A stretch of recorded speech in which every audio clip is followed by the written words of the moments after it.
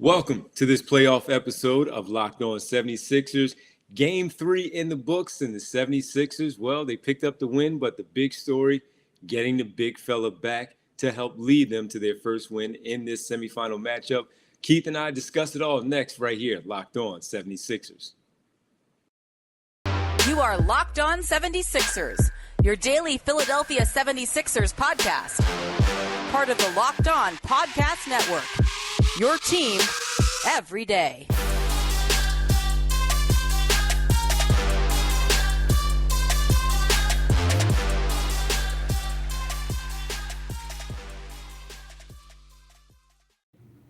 Welcome, you are Locked On 76ers. I'm Devon Givens from 97.5 The Fanatic Radio in Philadelphia, alongside my partner and co-host, Sixers beat writer for TheInquirer.com, Keith. What's up, man? Big win last night. Yeah, it was a big one, 99-79. Absolutely. Take that 20-point win, however you get it, and get back into the lab on the off day and get ready for game number 4. We have a series now, at least after not being down 3-0, picking up this victory now 2-1 in the series. First, we got to thank everybody for making Locked On 76ers your first listen every day. And remember, Locked On 76ers is free and available on all platforms, including right here, YouTube, on Locked On 76ers. Keith, you mentioned a 20-point victory. The team bounces back, coming back home, holding serve, doing what they needed to do on their home floor, picking up a win after losing the first two on the road in Miami. And they get a big lift, man. The presence of their MVP candidate, their all-star performer, their all-NBA performer, all-world player, Joel Embiid, back in the lineup, despite not having big point total numbers, 18 points and 11 rebounds, which was a game high, the 11 boards. His presence alone, Keith, helped this team out tremendously in helping to pick up their first victory in the series. Yeah, it was huge. I mean, you kind of knew that he was going to give them the lift. Basically, it was crazy. When he came out for warm-ups, the crowd went crazy. And everybody stood there. I mean, all the media members, everyone was there watching him. And then it got to a point where once he came out on the floor, you knew they were in good hands. It was funny, man, because there was like certain things that Miami did defensively the first two games. They were unable to do that. And although Joel Embiid's shot wasn't working, you looked around and you see that, they're having a rebounding advantage. Other people are knocking down shots.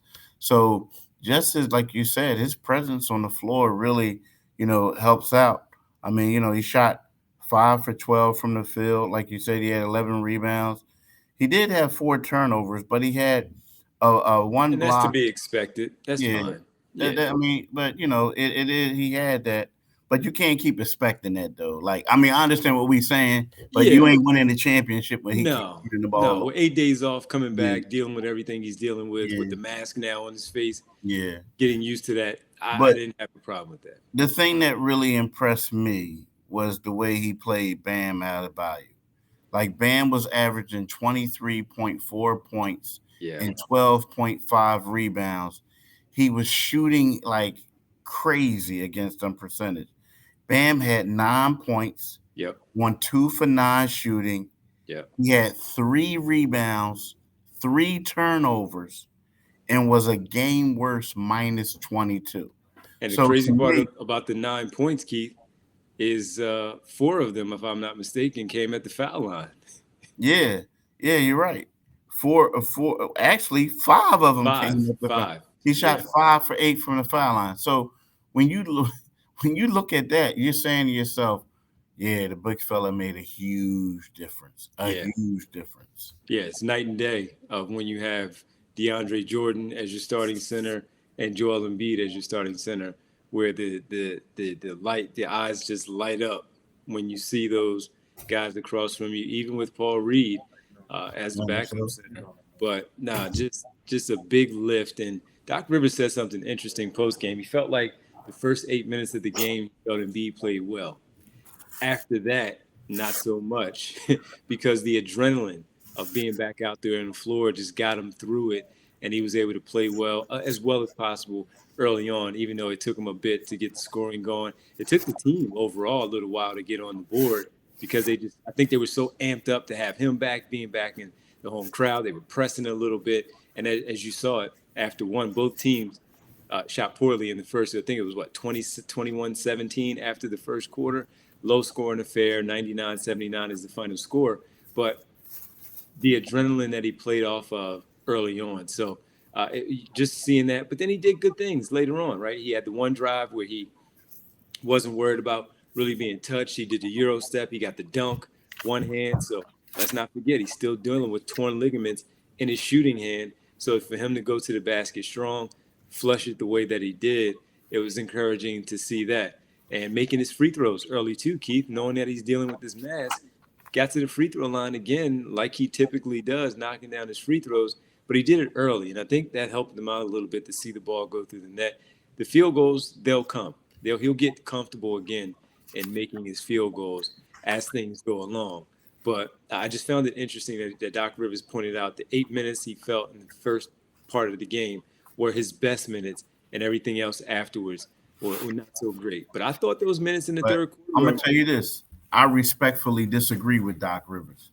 You want to know why? Why? Because when you look at Joel Embiid in the second half, he had 11 points on 3 for 5 shooting, right? He went 5 for 6 from the foul line, right? Now, he did turn the ball over 3 times, but his steal and his block came in the second half. So I understand what Doc was saying. A big block, too. He had a big block. Exactly, a big block. Yeah. And not only that, Joel was the first starter to go to the bench. You know what I mean? Like, once they said, okay, we cool, get him out of here, right? Let's go to the bench. So, again, Doc's my guy, but I respectfully disagree because he couldn't buy a basket in the first half. But in the second half, he won 3 for 5. So I love Doc, but I respect, like, when he said that, I was like, it took him a while to get going shooting the ball. In the second half, he looked good. Yeah, here's why I agree with you, too, because he stayed in for the entire third quarter. Yeah. He played all 12 minutes in the third quarter, and they needed every bit of him out there because if you remember, they were up by 14. Miami came back. Jimmy Butler was just doing anything that he wanted. So as a result, Sixers went cold shooting. Butler heated up. Max Strus made a couple of buckets, and they got back to within 1 point, and they needed him out there on the floor. And they took him off, 2 minutes into the fourth quarter to give him a little bit of a breather because he just flat out needed it. He was gassed. Yeah. But I thought like you. I felt like he played pretty well in the second half to help lock down this win, 20-point victory for the Sixers. So really encouraging to see him back in there and maybe with a day off on Saturday. And then, of course, with everything on Sunday, he'll be ready to go. 8 o'clock start time. Kind of late, but 8 o'clock start time on Sunday in game number 4. Sixers looking to tie the series up. When we come back, we got to talk about why Tyrese Maxey again continues to get off to these slow starts, but pick it up in the second half and why it's important for him to maybe get it going a little bit sooner. That's next right here, Locked On 76ers. Welcome back, and thank you for making Locked On 76ers your first listen. For your next listen, check out the Locked On Now podcast. For nightly recaps of every NBA game with analysis from our local experts, it's free and available wherever you get your podcast, like the Phoenix Suns and the Dallas Mavericks also playing on Friday night. Dallas picking up their first win, like the Sixers, coming back home to make it a 2-1 series. So we'll keep an eye on that, but make sure you check out Locked On Now podcast for the latest with the other games going on in the playoffs around the association. Keith, 0 for 3 in the first half, no points, pretty good minutes for Tyrese Maxey in the first. Comes out in the second half, he drops 21, tied him for a team high along with Danny Green, and he continues to just have these spurts, man. When we talk about sustained runs, that guy is a sustained run all to himself. How did they get him going, man, a little bit earlier in the games to get him a little more loose and get him into a good rhythm along with everyone else? Is it him? Is it the team? Is it the opposition and their defense? What is it? I think it's a combination of all three. Like I do, honestly. I feel like, you got Joel Embiid back tonight. and you want to get Joel Embiid going a little bit. I also think that Tobias has been playing well, and if you notice Tobias, they tend to go to Tobias a lot now in the first quarter, Yeah. like they did. And I also think the defense. I think that they were trying to do certain things to him and like deny him the ball, whatnot. But if you notice, part of the thing is here's the problem. James is at his best when he's a facilitator, right? But in the fourth quarter, if you notice, what James did is he kept deferring the ball to Maxey, right? So it's kind of like one of those things where if you're going to give Maxey the ball early on, James not that spot up type of shooter, catch and shoot type of guy. Then you know what I mean? So it's like different. Yeah, I do, It's but different. that's something that they're going to have to address in the offseason. Well, right now they need it, but that's who he's going to have to become sometimes, where he is that catch and shoot option. True, but I also think that is the tough part is when you got a guy who's extremely ball dominant. And if you notice in the first half, like the last 3 games, see, this has been the switch. The last 3 games, he's been the one that's been uh, scoring double figures in the first half and then get 2 shots in the second. Right. Whereas Maxey has been the one that's been struggling in the first half and then like coming alive in the second half. You know what I mean? And if you notice, Maxey has the ball more in the second half. So the thing is, I get it and I understand it, but you got to figure out in order for Maxey to get off and do what he has to do, you got to figure out what you're going to do with Harden. You know what I mean? You got to figure it out. You have to. You have to. And one of my things pregame, as I was doing the pregame show, was with the news that Embiid was in fact playing. I didn't want to see guys, specifically Maxey, deferring early because Embiid was back. Do the normal stuff. Get him into the flow. That stuff works, all of it. But also you needed to be aggressive because you needed to set the tone of what the game was going to be like, what the night was going to be like, that it wasn't going to be easy for Miami like it kind of was in the first quarters so far in these series. And I wanted to see Maxey just continue to use that aggressiveness early on and put some of that pressure on the Miami Heat defense, maybe get them in some foul trouble as well, get some guys playing on their heels. And with Kyle Lowry back, dealing with the hamstring injury that he is playing through now, as he also suited up in game number 3, attack him. And that was one thing that I highlighted as a key to the game pregame. And I saw Maxey, as you just alluded to, he deferred a little bit early on. Now, I know Harden had the ball a lot, and you had to get Tobias Harris his touches, and the same for Joel Embiid, trying to get him back into the flow, into the rhythm of the game. But they have to find a way, and Doc Rivers keeps saying it, we have to find a way to get Tyrese Maxey going early. Now, it's great that he's getting off the way that he's getting off in the second half, but you could also set that tone there early on where maybe you do extend a double-digit lead early on, where you do show that, hey, this is going to be a long night.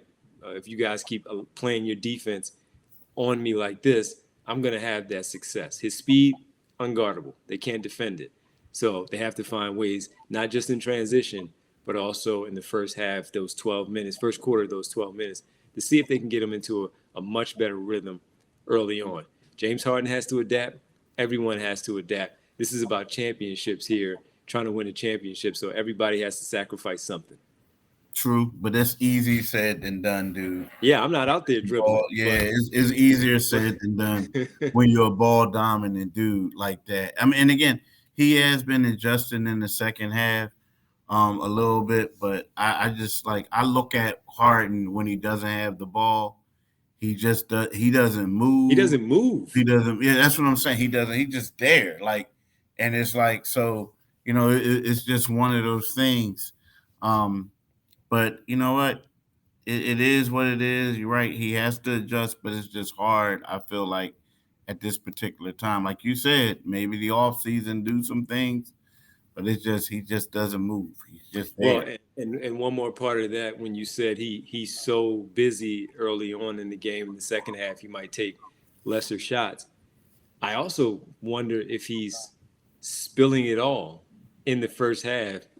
And as far as his energy, right, Keith, that he may not even have it in the second half to get loose like that, like he did in the first to carry that over. I don't know. We're all just figuring this out. We've seen him long enough for the last couple of months since February when the trade went down, but we're still trying to figure him out after all this time that he has been here. Now we're in round number 2, and we have answers. We kind of don't want the answers that we have, and we want to see some different things. And I'll keep bringing it up.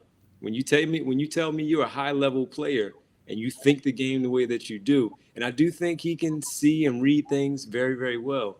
He's got to find a way to get his other guard going off a little bit earlier. But that was one key part that was really good, though, with Tyrese Maxey going off for 21 in the second half, helping to secure and help them with that fourth quarter 31-17 advantage to close the game out and win by 20.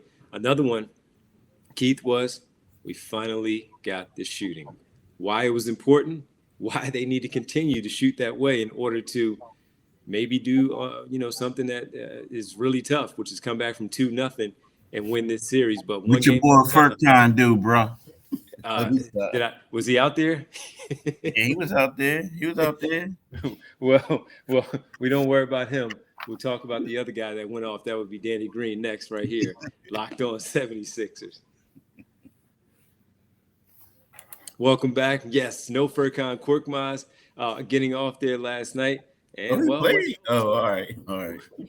What helped of not having to use Furkan as much? Danny Green going 7 for 9 from 3. And that'll keep other guys on the bench when he is playing and shooting the ball the way that he was last night. He shot the ball tremendously, and it was great to see that. And we talked about it. Sometimes when guys just get back on their home floor, their comfort zone, their comfort level, the shots start to fall a little bit more. 7 for 9. He shot the ball really well, tied for a team high 21 points on the night. Yeah, he shot the ball well. I mean, like you said, he tied for a team high. And actually, I kind of feel like that last bucket that Tyrese scored at the end, that was like, dang, Tyrese, you really wanted to do that? Well, it's still like 8 seconds left on the clock. Shoot the ball. I don't know, dude. Normally just hold it. Now, again, he did what he had to do. I mean, he did what he felt best to do. But I just don't want to give the other team a little bit of an edge. But look, here's the thing about Danny Green. And, I hit you up during the game. Like, Danny struggled mightily from the field in the first 2 games, right? In game 1, he shot 2 for 6, including 1 for 5 on threes. Then in game 6, the small forward was 1 for 10 while making 1 of 9 threes, right? He definitely broke out that slump on Friday, right? Yeah. So Green's 21 points and 7 3-pointers came on 9 attempts, right? All threes, right? His hot hand also enabled the Sixers to break out of their 3-point shooting slump. They made 16 of 33 3-pointers, and then Maxey joined in on the fun, going like 5 for 6. But this is what Danny had to say after the game. He said, "It felt good to help my team and do my job. I'm not in any way, shape, or form satisfied. We know we're not taking any deep breaths or exhaling. We know we have to win a number game. So we have to stay locked in." So he said all the right things now, right? He said all the right things. But you're right. Like role players, we talked about this yesterday. Role players tend to play better at home. And he played well. Now, again, if I'm the Sixers, I'm hoping and praying that he can sustain this, because if he'd have made half of these threes, it probably would have been a different I'm not saying a different outcome, but the Sixers wouldn't have got blown out in like they did in games 1 and 2. Yeah, man. You're absolutely right. Just reading those numbers, 2 for 6 in game 1, 1 for 10, going 3 for 16 is not a winnable statistic shooting from arguably your best shooter, right, on the team. With Seth Curry now a part of the Brooklyn Nets, he's your number 1 shooter. So he's key to what they do. He has to make shots. It may not be 7 makes, but just be respectable, and they have to defend you. You already have the reputation from your long career in the league and the championships and making big shots. Now, again, in this spot, I know you're different. I know you're older and can't do a lot of the things that you used to, but you are out there for a reason. And those shots have to fall. So why that's important? Well, it opens up those other things like Joel Embiid able to get his shots off down low. Tyrese Maxey having the space to do what he needs to do and operate as well when those shots do fall for everyone else that are the role players. So that's why it's important for them to see it go the way that it did on Friday night. And they need that again on Sunday as they get ready for game number 4 as well. Shake Milton had a 3. George Niang finally made a 3. Also, Tobias Harris, he just catching and ready to fire as soon as the ball touches his hands. Now he's not even thinking about it. He had one crazy one where he caught it in the corner and he was fading to his left, running down the floor already, and the shot was ready. He was shot ready, and it was gone. It went in. These guys, when you make shots like that, it just feels good. It makes things so much easier everywhere else when the shots start to fall like that. I don't expect them to make 14 again, or pardon me, what was it, 16 that they made? So yeah, 16. I don't expect them to make 16 every game, but it has to be a decent number on good percentages. The other part, Keith, is before we go, we talked about all these positive things and a little bit of Harden with the negatives with the 7 turnovers, 19 turnovers. This game was well in hand had they not turned the ball over early. Too many turnovers, 7 turnovers in the first, 10 overall in the first half. If they don't turn the ball over early on, Keith, this game was done earlier because of how their defense was playing against the Miami Heat and shutting them down. Yeah, that's the thing. They got to get over with that. I mean, they had 19. 19. Yeah, 19. James Harden had 7 of them. I mean, he had 7. And I know he turns the ball over at a high rate because he has the ball in his hands. But there was times when, he was trying to do a little bit too much. And there was times when he was just dribbling the ball and he would lose it. It was a couple of times where he lost it, but he got it back real quick. Right. It could have easily been 9 turnovers, So, yeah, they just got to shore some things up. Because at one point, when I believe Jimmy scored like 12 points in the third quarter, there was a point when I thought he was going to bring them back and they was going to take the lead. You know what I mean? Well, he got them to within 1. Yeah, he got them within 1. 51-50. He got them within 1, but it was like the thing that got them I think Maxey might have hit a couple threes, but Danny Green was hitting some huge threes, and that kind of helped them out a little bit.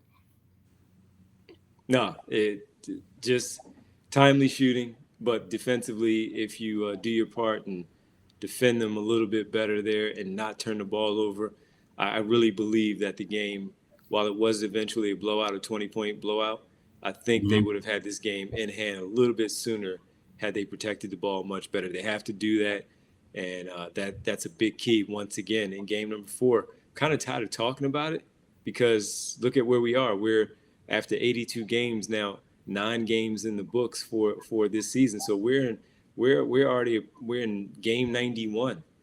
You know what I mean?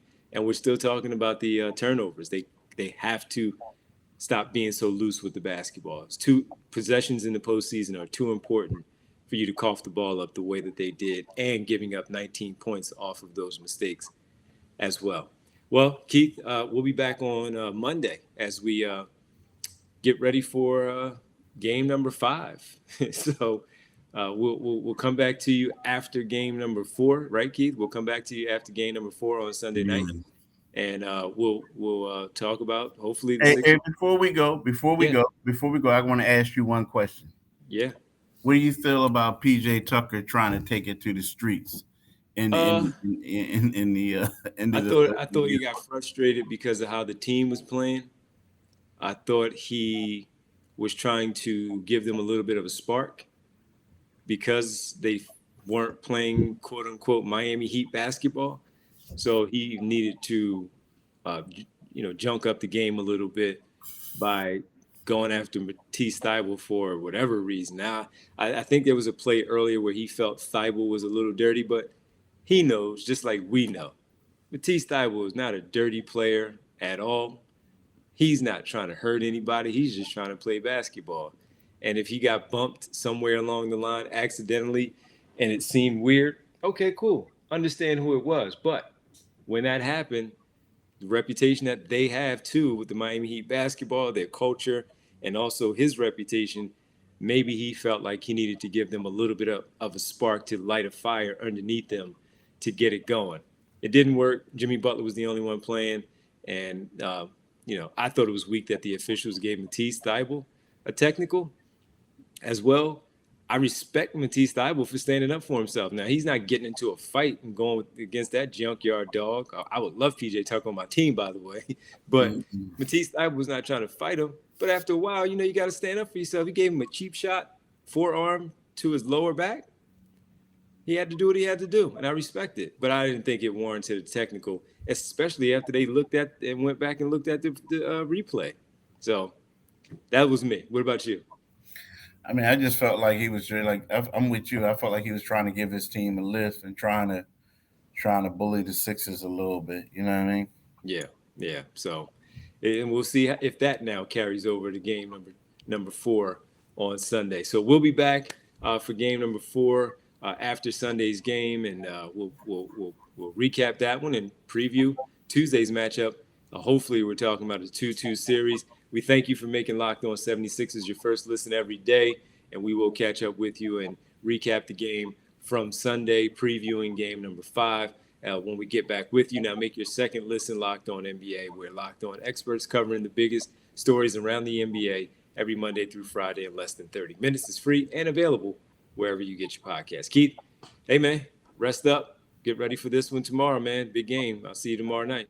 All right, bro. And I want y'all to know you can listen to this podcast wherever you get your podcasts out at. Just download it and subscribe to it on our Locked On 76ers YouTube channel. So subscribe to this podcast and subscribe to the regular podcast wherever you get your podcasts at. Do it today, people. Do it today. All right. All right, man. All right. Peace. Thank y'all.